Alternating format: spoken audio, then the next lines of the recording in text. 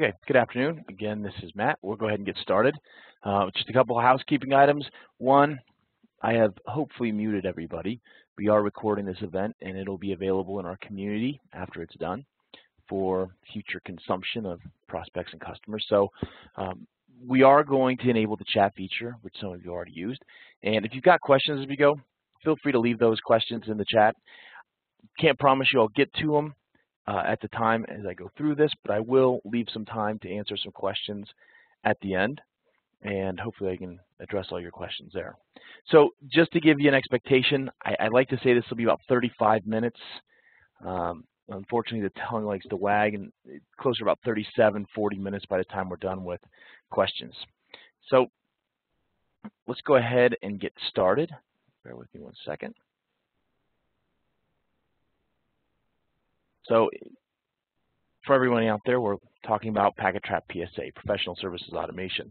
And just a couple slides to get you in tune with where we are, where we're going, and really our overarching goals or principles. So as you look at what's in front of us here, hopefully you're seeing a slide that has intuitive, convenient, and immediate.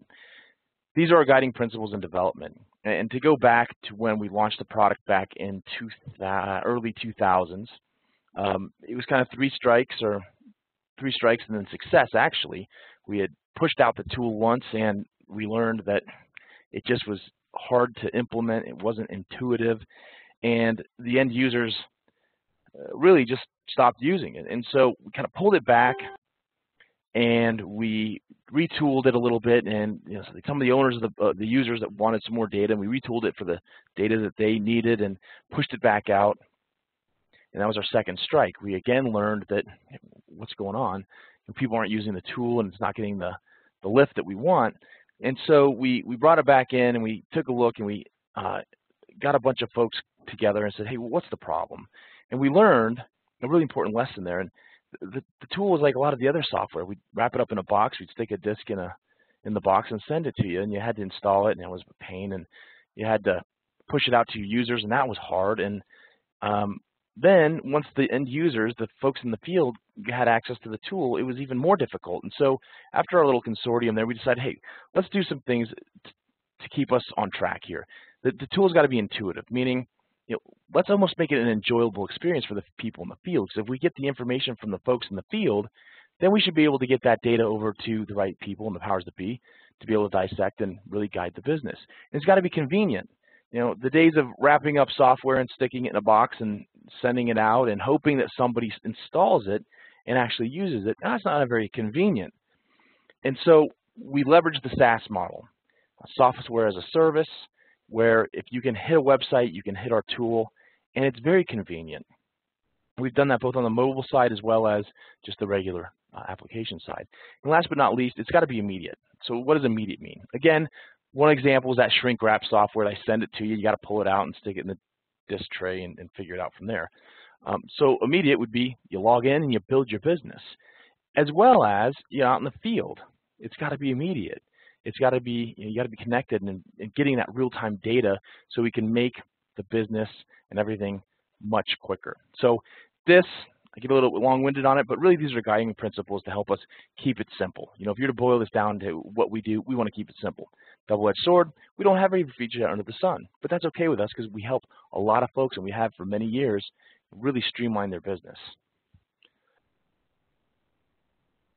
Okay, so here's this is not me, but my name's Matt, and why am I talking to you? Well, I've been around with the PSA tool for going on about 7.5 years now. And just to give you a little bit of background of where I came from and why am I even involved here. So I started business by accident with a lot of folks that I talked to in the industry, and I was running low voltage cabling for a guy, and I was collecting his checks and I was doing the cabling, and I'd even pick up the parts and deliver it to the site and manage the guys, and I was getting my $10 an hour and collecting $15, $20, sometimes $40,000 checks at the end of the project, and it just wasn't adding up. And I kept trying to think as a young guy, what's the difference between my $10 an hour and his $40,000 check? And guess what? It never made sense to me. So I started my own little low voltage installation company, and I did a really good job, and I was cheaper than anybody else because I'm a young guy, and started to get traction and build my company. Eventually, I wanted to get bigger, right? And merged with another company that did voice and data and tried to conquer the world. Well, over the next 6 years, we made every mistake in the book. Eventually, ended up going out of business. I'm here now working with Dell. If that had been different and I had maybe a different tool set, that maybe not be the case. But Einstein's definition of insanity is exactly what I was, and I was tired of being insane. I kept doing the same mistake over and over and over again and expecting different results. And so I left there and I went to a enterprise help desk software company. And why do I bring that up? I learned a ton about best practices, frameworks. It's a very rigid, the help desk is very rigid and you have to conform. So I learned a ton about that. And at one point in time, one of the vice presidents from that company that left called me and said, hey, would you meet me for beers? It happens to be the bars right across the street here in Colorado still. And I met him, and he cracks open a little web book, and he connects it to his, I don't know exactly what he did. And he shows me this little piece of service software, now known as PacketTrap PSA. And I was blown away. I said, you know, maybe that wouldn't have saved my company back then, but wow, that is enlightening. So now I'm here, and I've been here, and I've talked to thousands of businesses over the last 7 years, and I've seen every different type of business. And lots of times, we're a great fit for them. Not always, but lots of times we are.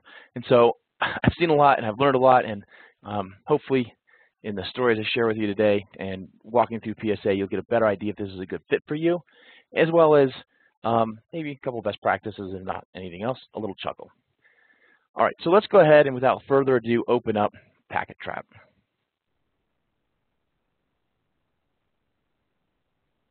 All right, bear with me one second. Here we go.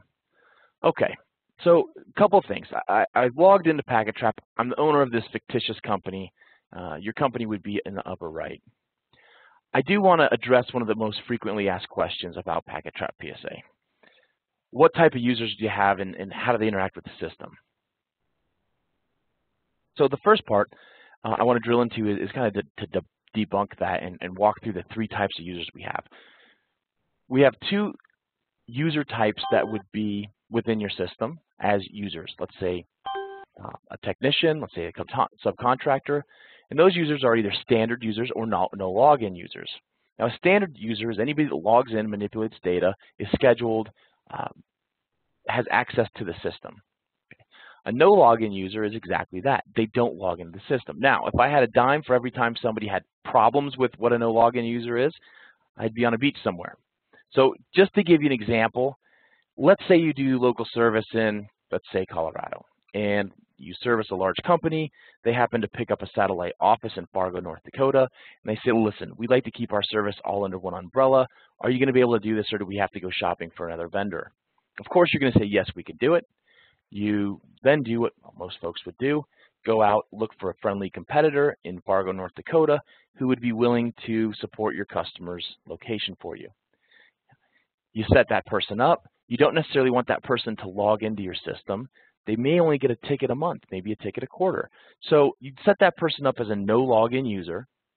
You could still schedule them, add labor materials, notes on their behalf, and really, anytime a ticket is open from that Fargo, North Dakota location, you are in the know, meaning you know exactly what's going on at any time. If your client here in Colorado called and said, what's going on with the network in Fargo? Instead of being clueless, you've been tracking notes, you know who's scheduled, you know when they're scheduled, but that person's not going to log in. They're going to fix it, they're going to call you, they're going to tell you what's up. So in a very generic basis, that is what a no login user is. Now our third type of user is going to be our customer portal user. These are going to be users that you have a trusted relationship with, your customers who are going to actually log in, open tickets, look at the service that you're doing on their behalf. So here you can see a short list of users that I've got in this demo system who I've established a username and a password for. They're going to navigate to my portal, open tickets, and look at the service I'm doing for them. Now at this point, with the way PSA is configured, unlimited customer users. You could have one company with 1,000 users, or you could have 1,000 companies with 1 or 2 users. We don't meter those, we don't care, it's included in the product. On the standard users, meaning users that log in and use the tool, those are the metered users, meaning those are the users you're going to talk to your sales rep about. The no login users, again, you can see I have 500 authorized here. They're unlimited. We don't care if you use 1 or 1 million of those. Okay, so now that we've got that out of the way, let's come up for a little fresh breath of air, and I'll talk you through kind of the tabs. Now, in my time here, we've sold this tool to people who fix furniture in one little city in Texas, all the way to companies that are doing global commissioning and decommissioning of MRI machines. So a huge diverse group. And in order to be able to make that pitch to not only the people that fix the furniture, but also the people who are going to use the system in that global company, all the way up to vice presidents and C-level folks, I had to relate this to something that's pretty simple. So everybody's very familiar with spreadsheets and lists. A lot of people come from spreadsheets to lists to PacketTrap PSA. And so they're very familiar with the spreadsheet. We all know what's wrong with the spreadsheet, right? Not everybody can jump in there and edit at once. They get corrupt, they get wrong, they're just not real time. And so if we relate PacketTrap PSA to a more user-friendly interface to spreadsheets, it makes it a little bit easier to understand. So the tabs across the top here are going to be lists, basically, of different pieces and parts of your service business.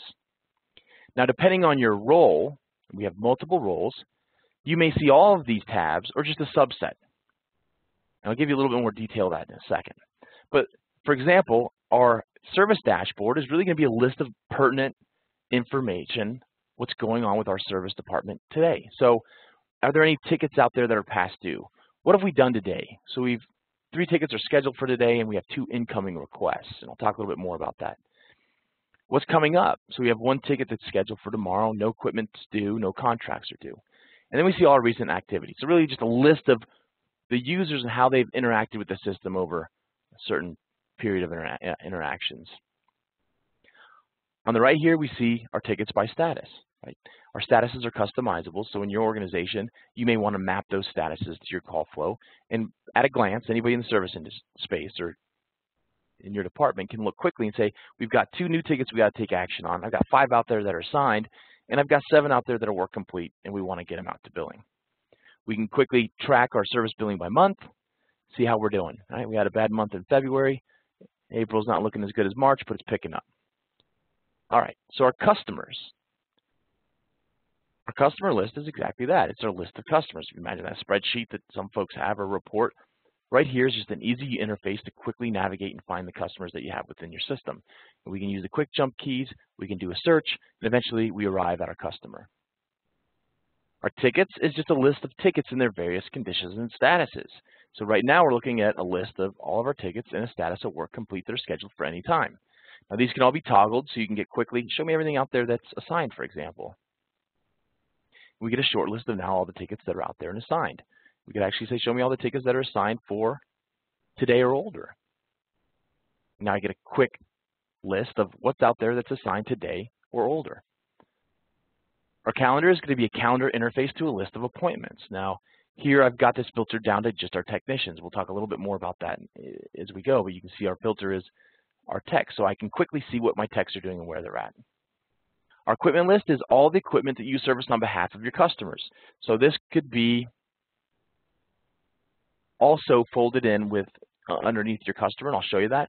But here, if we want to quickly find an asset or a piece of equipment for a customer, and they happen to know one of the sensitive pieces of information, like the model number, the serial number, we can quickly just do a quick search. Now again, this is going to be folded up underneath the customer, so I can go to the customer and see the equipment or assets that that customer owns specifically.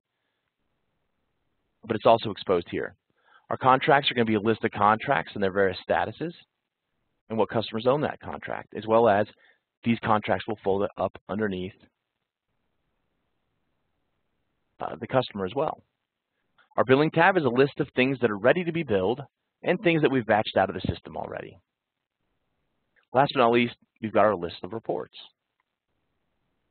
We've got canned reports, as well as all these custom reports I've created in my demo. You can simply just click a link and create a new custom report.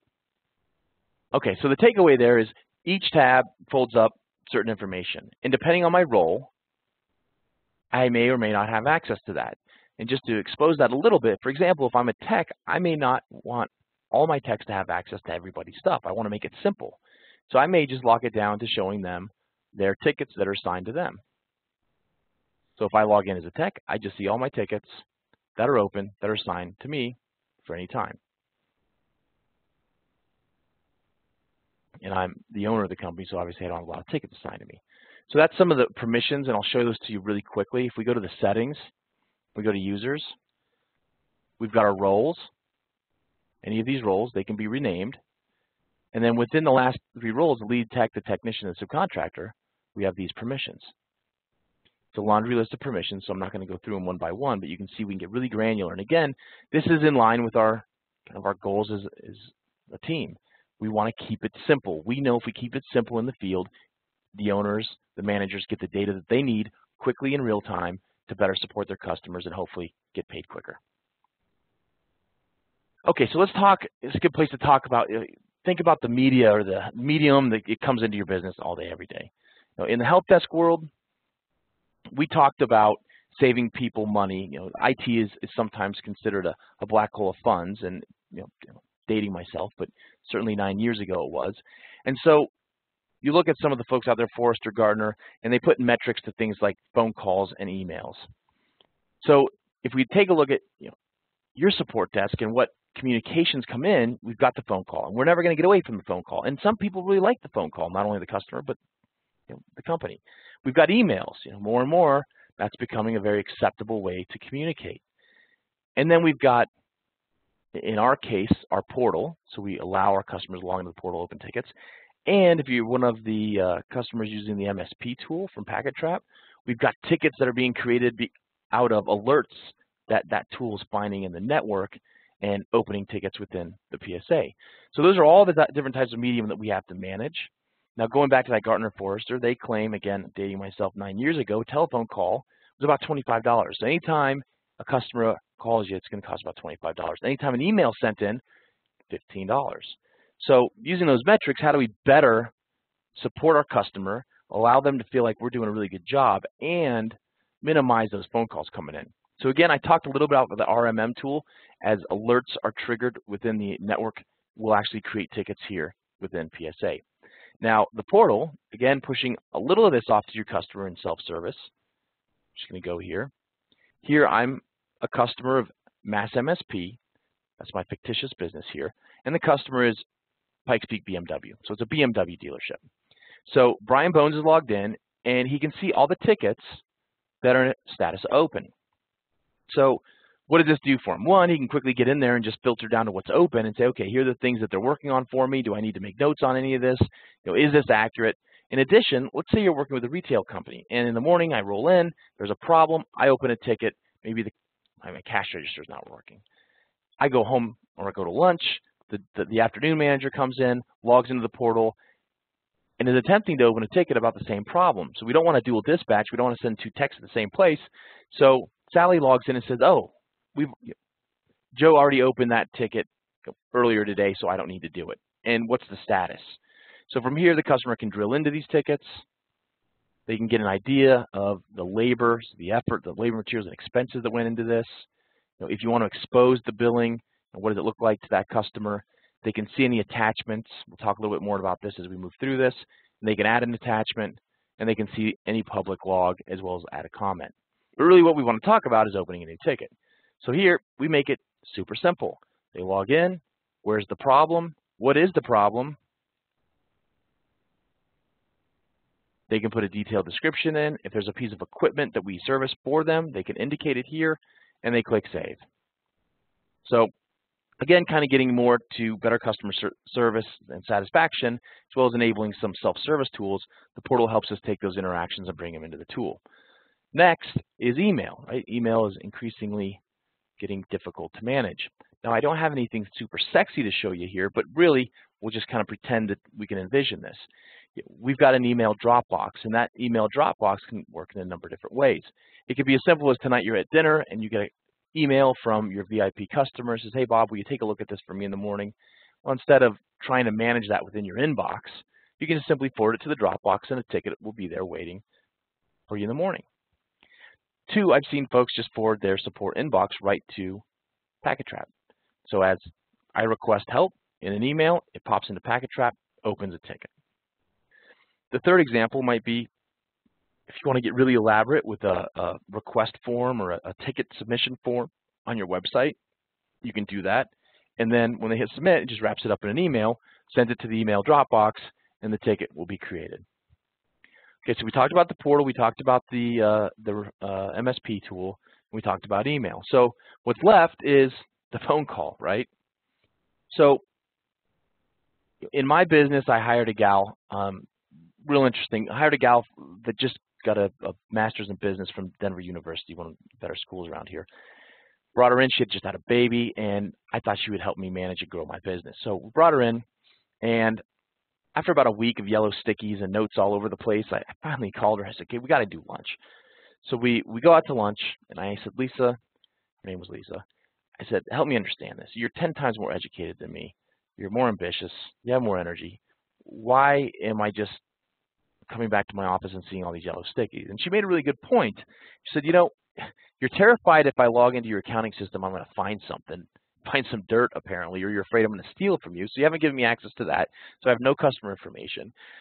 There's a file cabinet in the back that weighs like 7,000 pounds. It's fireproof and it's dirty in the warehouse. I certainly don't want to go back there and dig through files to help the customer. You've given me no tools to help the customer. And so I learned a really, really valuable lesson there. And that is, one of the great things that the PSA tool brings us is a buffer between our accounting system, our file cabinet, and it brings information to people's fingertips that's really not overly sensitive. And if we can enable our users, our employees, to better help customers, instead of coming back to your office and pulling the yellow stickies off your monitor at 3 o'clock in the day when you're exhausted and making customer phone calls, maybe those calls had been addressed prior. So just a quick example. If I was Lisa and a phone call came in, and we'll just continue to talk through with the BMW dealership, I can quickly just roll through here and find the dealership. I could have used our quick jump keys, go to Pikes Peak BMW, or I could have done a search. But again, the phone rings, Lisa picks it up. Thanks for calling Mass MSP. How can I help you? This is Brian. I've got some questions. She's clicked into the customer profile, and here we can see some supporting tabs, but we've landed on the Overview tab. And the goal of the Overview tab is to show us the most recent and pertinent information for this customer. So instead of Lisa being prepared with, armed with a pen and paper, Lisa now has some intelligence to say, well, Brian, how can I help you? In this case, if he's calling on a job that we did for him in the past, we've got him right here. She can drill into it and answer hopefully any questions you might have. We can see any comments for the customer. We can see that this customer has 2 contracts, 2 blocks of hours contracts. Any notes on the customer? We have some additional information like who's the tech that we'd like to send out there? Who's the account manager? Maybe I need to call Matt and say, hey, Brian's on the phone and has some questions about maybe a job we did or something you've been working on. Kind of see how we build them here, and then we see how we notify the customer. So we have global notifications, but we also have singular notifications per customer. So if you want to fine tune them, let's say Brian's like, I'm sick of getting email from you. I know you're doing a good job. Leave me alone. You can come in here and select how to notify Brian. Now, again, we've got some other supporting tabs. We track multiple contacts, multiple locations. We can see Pikes Peak BMW's got 3 locations. Here's where we track the comments. Here's all the equipment. I told you we fold equipment up underneath the customer. Here's how we do that. We've got any contracts, any attachments, supporting information that could help Lisa or could help Ted, the tech here, help the customer. Maybe it's a Visio diagram of their network or where people sit. We see the entire history for the customer. We can quickly search and sort if the ticket in question happened a while ago. And last but not least, we have customer-centric reports, right? In my world, I got a phone call from somebody who actually owned a car dealership because every time I look out my window, I see your van here. I feel like I'm just financing a Hawaiian vacation home for you. Why don't you come in here, bring everything that you've done over the last 9 months, and we're going to go through them one by one. And what that told me was I was about to lose money because he was going to nitpick on each one of those jobs. Here, I could quickly run a quick report and say, hey, Brian, if you have any questions, let's address them now. Or better yet, log into your portal and see what we've done, and then pull the ones out that you have question on, and we'll address them there. My world, I had to ask the person who did our QuickBooks to please run me a report of all this. It took about 3-4 days, and it takes 4 or 5 hours out of the field trying to justify getting paid. So our customer-centric reports really help us, again, be armed with information. However, if Brian's just calling to open a ticket, we just navigate over to the actions and populate a new ticket. So in this case, we'll say, need help, or you say help with Dell laptop. That'll be easy. So in this case, Brian's calling and says, I need help. My laptop, I spilled water on it today. I need help. So we've got the customer, and we can pick the location. Brian, do you want us to go to the showroom? Yep, that's where I'll be. And do you want us to be, are you the primary contact? Yes, no. If no, we can change that as well. So over on the side here, we've got our type. Really, it's like a category. Now, these are all customizable as well as the priority. So if this is critical, we can indicate that. Now, these are what we call optional built-in fields. You can remove these from the form or you can have them included. Down below is our detailed description. Now, if we need to give the tech more information on what happened here, Brian put his feet up on the desk and knocked the water over, and now it's smoking, right? Whatever details would help the tech better be prepared to deal with Brian. Here's all of the assets that this customer owns. Again, if it was a piece of equipment that we had listed, we could select it. In this case, we don't have it, so we could populate new here. The referral code, this is just a custom field. We can add custom fields to a customer record. We can add custom fields to a ticket, as well as a piece of equipment. So here I'm just going to indicate it was an existing customer. And again, this is an example of a custom field I had for a demo that we did a little bit ago. We decide how we build this customer. By default, we're going to send it to the showroom, and we're fine with that, so we're not going to touch it. And this does not go against the contract. If it did go against the contract, we could select, hey, we're going to pull this out of a block of hours. But just for the example, we're going to keep it as billable. So the next step is we understand now what the problem is, and Brian says, hey, I really need to know when you're coming. So I might go out and now save it and assign it. What I want to do is find somebody that's available. Now, by default, Ted is the tech that we like to send there. So he's going to jump in here as the default tech. So if he says, yeah, I don't care when you get here, just send Ted, I can look out and say, okay, well, we've got an availability. It looks like afternoon today. Now, in this case, Brian's in the water. He doesn't have a laptop. So I may want to quickly, oops, wrong button, find an available user.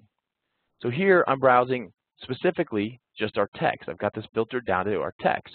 I'm going to pop open the options, and here are our groups, right? Do I want to look at management, text, or maybe anybody, right? If this is a big enough deal, maybe I want to send the owner to go help Brian, and therefore I would open it up to nobody. But in this case, we just want to look at text. It's a pretty big deal, so I might want to filter it just to today and look at, and we're sitting here at 2:30 Mountain Time. I just want to look at between the hours of 3 to 5 today, who's available. I filter it, and I can see I have 2 technicians that are available to roll out and help Brian. So I'm just going to say, Brian, I can get Ted there by 3. Will that work? He says yes. He's already on the list. Great. We have an appointment 3 to 6. Click Save, and it's done. Okay. Now, a lot of things happen behind the scenes there. And what first thing that happened is we would have emailed Brian and said, Brian, we created a ticket for you. Here's your ticket number for your reference. So immediately, we're letting the customer be in the know, right? So he knows we're taking care of him. Then we sent him an email that we assigned Ted for 3 o'clock today. Now, this is if you want to notify him that way. We also could have sent Ted an email saying, hey, you've been assigned a new call today. Be prepared to go out to Pikes Peak to BMW and deal with a laptop with water all over it. We also changed the status from open to assigned. We have a built-in workflow that says anytime you had an assignment, go ahead and we'll assume that it's assigned, and you can move on. And in Lisa's case, here, once she opens the ticket, she can move it to assigned, meaning, hey, until we hear from the field or we hear from the tech, we're done with it. I can go help other customers. I can do whatever we need to do. So she's done. All right, so let's take a quick breath of fresh air again, and I'm going to pop open our mobile edition. Okay, I'm just going to pull it over the top here. So here's the mobile edition.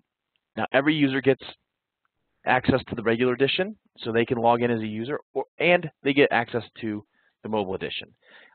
In my world, my guys used to take wagons into the building with a thermos of coffee and a lunch pail and their stands, and they get very comfortable in the telecom room and plug in. Now let's say after I collapsed all my stuff, put it in my wagon, was heading out, and the CFO goes, hey, wait a second, can you help me with my iPad, my iPhone, and my Exchange? Well, in my world, the tech would absolutely help that person, but he would probably leave and never record what we did. And so in the example of the mobile edition, instead of unfolding the laptop and so on and so forth, with an iPhone, an iPad, an Android, whatever you want it to be, they pop in and open that call. Now, maybe we don't charge for it, but we at least know that we did some goodwill there and we'll not track it. Okay, so I'm Ted Tech, right? I'm logged in as Ted. I can see my schedule from 8 to 11. Actually, if I go to my dashboard, I should be able to see my appointment this afternoon. Perfect. So I can see the 2 appointments for today. I can see that I'm going out to help Pikes Peak BMW with the laptop that we spilled water on. If I just went out and did labor, I can click here to complete my assignment. So the goal here is we are assigning things to techs. It could be an assignment for one tech, multiple techs. It could be multiple assignments on a single ticket. It's really pretty dynamic. But if I just finished my assignment, this piece of work, I can click here and add my labor and any comments. Now in this case, let's say it took a little bit more. So we're going to actually drill into the appointment, and here we can see the ticket. I can see it's assigned. I can see here's my assignment. I want my tech to click this box and indicate what he did. Down below, we see the customer information. So I can see where I'm going. I can get a map. If I have GPS enabled in my device, I should be able to get directions to that location if I haven't been there before. I can see my contact. If I'm on my Android or my iPhone, I can click the call. I can click the email. I see other information about the ticket that'll help me get my job done. Now, in this case, we went out and we actually added some material. So I'm just going to say we sold him a new workstation. I can put any comments here. Now, if you're using an accounting system, we'll talk a little bit more about that here in a few minutes, but if I'm using like QuickBooks, QuickBooks Online, some of those tools, any comments here that I put public are going to go over to my invoice, okay? Now, I'm going to save you the pain of watching me try to spell and type. We'll just pretend I put some words in there. So I'm going to add this workstation. I'm going to save it. And let's say we're going to add an expense. In this case, we drove 14 miles. Again, I can add my public comments. These will be exposed on the invoice if they're public. I'll click Save. And now what we want to do is complete my assignment. So I'm going to pop in here, complete my assignment. I'm going to add some labor. Defaults to the day and the duration of the appointment. So if Ted was there for a little bit longer than expected, maybe it was 3 hours and 30 minutes. And now, if I was a very good and fast typer, I would say, went out, saw that Brian's computer was a complete loss, gave him a new workstation, got him up and running, did a little bit of training, 3 hours, 30 minutes, we're good to go. And that, again, is going to port over to the invoice. Now, for the sake of time, I don't want to talk too much about this, but at one point in time, Bob Walters, guy from Cardinal Health, had a conversation about impeccable invoices. And a lot of my customers would slow pay, or they would challenge me on every invoice I sent them. And what I realized is we were so reactive. My guys would go out and do 50 jobs, and I wouldn't see them for a week, and then they'd come in. I'm like, what'd you do on Monday? Well, last Monday. Well, they completely forget. And so by the time we found out what they did, because we were unorganized, it ended up being maybe 6 hours of work, $3,000 for a one-line fixed T1. And 9 times out of 10, I'm going to get a call about that as the business owner. I'm going to have to go sit down with my customer and justify why I should get paid. But going back to what Bob Walters said from Cardinal Health, he only pays impeccable invoices. And what we want is our tech to, and I kind of coined this phrase, enter their time on the customer dime. It's part of the project. We want as much detail while it's fresh in their mind here in our labor entry under the comments that we can get, either for our own purposes or for both ours and our customer. So Ted's going to add his labor. He's going to click Save. He gets a little bit of positive reinforcement. You completed your assignment. Here we see it, and now he can go home. But maybe before we leave, we want to show this to a customer. So they may print this to the screen. I'm just going to use one of the forms here and say, Brian, this is what we did today. I drove 14 miles. I worked for an hour. All right, I sold you a business entry-level workstation or laptop, whatever, and then I worked for 3.5 hours. And he's going to probably say, thanks for saving my life. And now we could move on, or we could say, Brian, do you mind giving me your John Hancock? And I like to call this the CYA, cover your tail, right? So now if the customer rolls back and says, whoa, $3,500, $4,000, come on, it wasn't that big of a deal. Well, down below we have a date, a time, and a John Hancock from Brian that you signed off on it, Brian. So now I've got a leg to stand on. Now I can email that to the customer for his reference, or I can just simply say I'm done and let the office take care of it. I flip back to my dashboard, and I can go to the next job. Now, one thing to mention before we move away from the mobile edition, here we've got a little tool here that says, hey, show me the tech, all the incomplete open jobs for today or older. So what does this tell me? I've got 2 jobs up here. I've completed one is incomplete, but I've got 2 that are incomplete. That means that there's something from my past kind of haunting me to be finished, right? And here's the job right here. And if I drill into it, I would hope that my tech could complete that. And what we want to see is the techs have pretty much an empty bucket, right? We want to be able to go home and say, okay, I have 0 things that are assigned to me that are incomplete that are open for day or older. All right, I'm talking too much. I apologize. So let's quickly jump in and enter this as an owner, let's say. So we entered as Lisa, the dispatcher. She took some information. She opened a ticket. She got it dispatched out to Ted. Ted rushed out there, fixed the computer, did what he had to do, and now it's my turn, right? I want to get paid. I want to get paid faster. In my world, it was not very uncommon for me to get paid 120 plus days, right? I wasn't savvy enough in business to realize that that was bad. But the problem stemmed from going out, providing service, not getting any input or feedback from the field. By the time I got the input and the feedback from the field, it was 2 weeks after the service was done. The invoice was not impeccable. It was very it lacked a lot of detail. I'd send that to my customer snail mail. It's now, let's say, 17 days past. They got that 30 terms, and now they're going to call me and complain. So here, as an owner, at the end of the day, I can come in, go to my dashboard, and say, I got 8 jobs out there that are in status of work complete. Let's go take a look at them. This may not be the owner. It could be your bookkeeper, whatever the case. So here, what I need to do is get these along the way. So here we can see this ticket. It's for Ted. I'm going to pull it up, and now I'm sitting at the overview of the ticket, very similar to the overview of the customer, right? Most pertinent and recent information on this ticket. The last few log entries, the last labor, material, and expense items. Now, I may want to look at these as little buckets, right? So what items did we push out there? Did we get any description of why we're going to charge our customer on this labor 3.5 hours? Maybe I want to edit this and add some substance to the actual labor entry so it's very clear and we're going to get paid quicker. I may want to look at my billing. So what's this look like? Okay, the ticket's billable. Here's the labor, materials, and expenses that were put into it. The customer owes me $5,300 and change. And now I can see my profitability.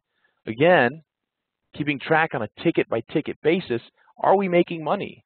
Now, I don't know if these numbers are accurate just because of the demo, but I would say 81% margin is pretty darn good. I can see any attachments. So any attachments I might have uploaded or Lisa might have uploaded for the tech supporting information, any attachments that we might have uploaded from the customer, as well as we've got that CYA again, our signed entry form. I want to make sure that this is signed and it's signed by the guy that requested the work. Okay, looks good. And I can see the log. Now, I will mention on another, I'll go to another ticket to mention this, but I will come back to this in a second about the end-to-end email collaboration tool that we've got here. But if this all looks good, I see Ted completed assignment. I'm going to change the status. Status changes to closed, and I save the ticket. All right, now once that's done, what happens? Any of those statuses are customizable except for new and closed. We got to have something when a new email comes in, so we call it new. You can change any status other than the new and closed in between the two. And closed says, hey, when the ticket's closed, throw it over to this billing tab. Now here you can see we've got a host of tickets that are ready to be billed. And again, we see our billing batches. Now, if we want to create a new batch, you just simply create new batch. We've got our batch options. Where are you going to take this? QuickBooks Online, QuickBooks, or maybe another accounting system that takes simple XML as an import. Batch options look good. I'm just going to select this ticket for my batch. I'll save the batch, and now I've got a batch. Next, in QuickBooks Online, I can just click Transfer the Billing System, and I haven't worked on this demo in a while, but hey, it worked. And now I can see that I sent over an invoice to QuickBooks Online. And I have the invoice number, and if there's any question, I can refer back to the ticket. Okay, I'm running out of time, so I do want to talk real quickly through the end-to-end email tool here. So one thing I want to show you is this is a Gmail for Ted Tech, okay? So if we go to his inbox, we can see all the alerts that he's been getting. And we see that he's assigned ticket 1340. Okay, so if we go back into, see if we can find 1340 pretty quick here. So let's see if I can do a quick search for 1340. Let's go ahead and open this up. All right, so there's 1340. So going to the log, so anytime an alert gets sent to a customer or a tech or anybody internally, they have the ability to respond to that email through their inbox. So here what happens, we create an assignment for Ted, and this was to help Brian over at the dealership with some low resources on his PC. And here we can see a private note, which is a response from email from our tech, Ted, says, hey, thanks, I'll see what I can do. This is the third time I've gone out there. Brian downloads all kinds of stuff, and he's going to continue to run into problems. So this, again, keeping everybody within the business in the know of what's going on. Now, again, customers can respond, internal users can respond. If it's a user or like a technician, for example, we're not going to send that out to the customer. But if the customer responds, we're going to send that out to everybody that's assigned and related to this ticket. Okay, last but not least, just a couple of the reports again. You can create a custom report. This wizard, just basically name it. Choose your data set, for example, tickets, and who has access to it. I'm going to save and continue. I now just can drag and drop what data I want. I can delete it pretty quickly by clicking on a little red X here. Take it to the next step. I now decide how do I want to see profit, how do I want to see my time open and my totals. So I want to sum it all. Go next. Now we get into filters, like how do we want these to be filtered out? Date range of, let's say, this year, assigned to anybody, status equals any. Now I can create my own custom filters down here. I can't go into that because of time, but very powerful. I go to the next step, and it says how do you want to group it and how do you want to sort it. I save it, run it. Now here's my custom report. I can export that to Excel, or I could use any of the canned reports that we have. For example, I can track real time. This is something I couldn't do in my business, and this is what, I had lots of problems. One of them, I was losing billable hours, and here I could quickly jump in and say, I just want to look at my techs. How are they tracking for the week, right? It's an important metric. Well, Sean, I got a problem, pal. Your last labor entry was Wednesday. You entered 4 hours. I got nothing from you on Tuesday. Yeah, did you get sick? Did you decide to just go home and go to bed for the day? Well, what happened, right? So I can look at this day by day, individual by individual, and make sure that we're getting as close to 8 hours a day or even more, so that we know we're tracking those billable hours the users are actually using the system. Okay, so good place for me to stop. I'm going to see if I've got any questions out there. 1 second. Okay, it looks like somebody lost audio. Hopefully it's okay. So I do have a question. First question, how do you set up the invoices to be batched into QuickBooks? All right, so the question is really like, what do I do? Do I invoice out of PacketTrap or do I invoice out of QuickBooks? Well, it's either really. I could come in and let's go ahead and find a ticket that is closed. Here's the one we've been playing with.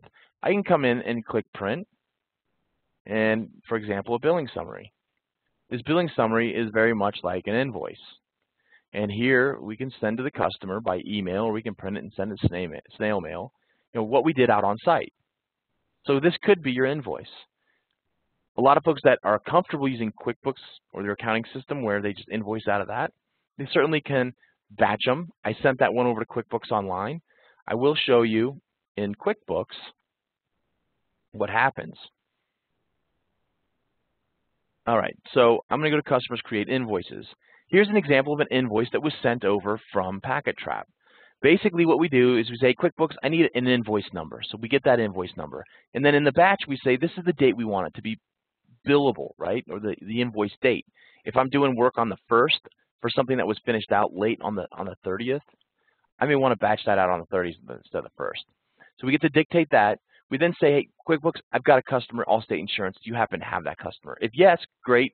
Create an invoice with that invoice number you gave me with this date and for this customer. If no, we're going to go ahead and create the customer within QuickBooks for you. We send over the ship to. We'll send over the PO number if applicable. And now we get into the body of the invoice. The first line of the invoice is going to give us the ticket number as well as the short description and a PO number if applicable. And then we're going to plop in the date the item was added into PacketTrap, the item description, the item name, the quantity, the item description, and then what I like to say is, the meat within the nut, right? What happened out on site? Day 1, this is what I did. Drove 1 mile. These are the tech notes, right? This is that again, the meat within the nut that proves that we did work and it's fresh and it's relative. We see some mileage and we see some parts. And then down here, we see some more labor. So we're going to send all that over. We're going to total it up, tax it, make memo to the ticket that created this invoice, and it can be flagged to be printed or emailed. If it's flagged to be printed, we just go print, batch. This little window is going to pop up, and here are all the invoices that I just need to, boom, print to the printer. Or I can hit print email invoices.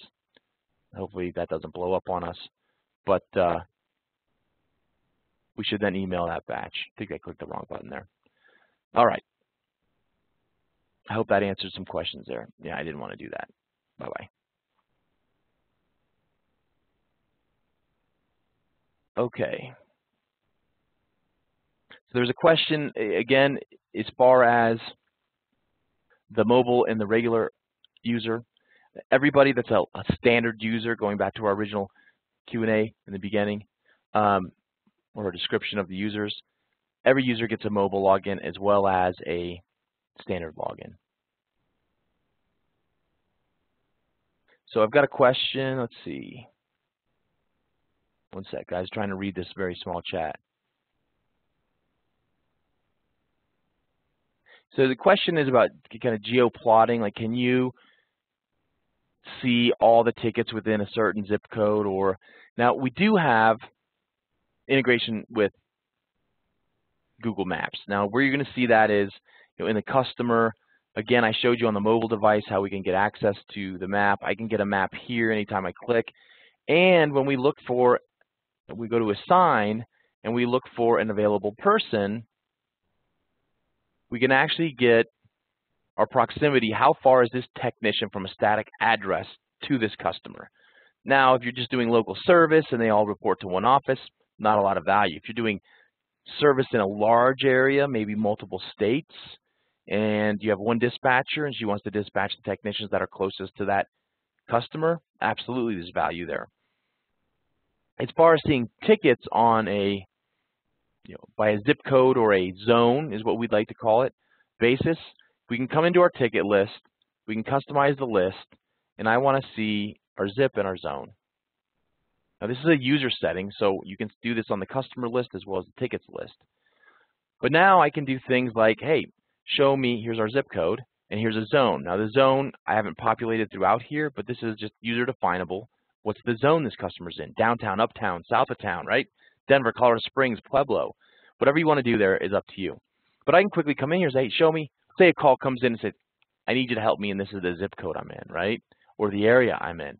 I can say, hey, show me all my open tickets, scheduled for any time, and show me tickets only in the West zone. Hopefully I can find this here. There you go. All right, so this is going to give us a short list, and we can see our assignment dates here. So I could tell this customer, says, hey, you know what? I've got Sean rolling out to that zone, West, on the 24th, as well as the 25th, right? And I can make a quick determination that says, Ted is going to be there from 8 to 11 in that zone.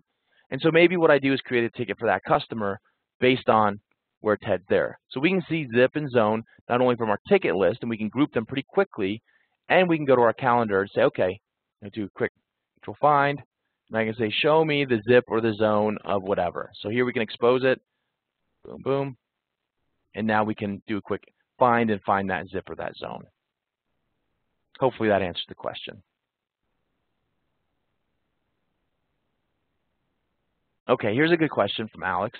Alex asks, is this based on Outlook or is it internal within PacketTrap PSA? And he's referring to the calendar. The calendar is actually internal to PacketTrap.